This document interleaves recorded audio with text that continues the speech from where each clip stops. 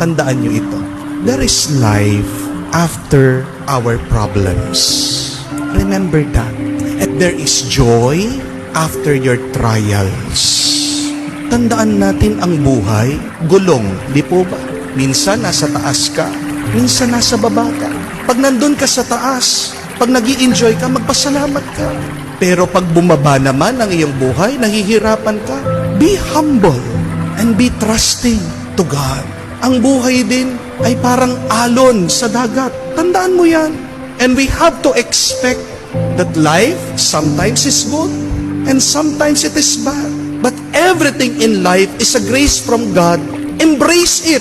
Yakapin mo. Pasalamatan mo. Daanan mo. Huwag kang mananatili dyan. Pero kung gusto mong maging masaya, palagi mong tandaan. Pag may problema, sa susunod may grasya. Yan ang hintayin mo.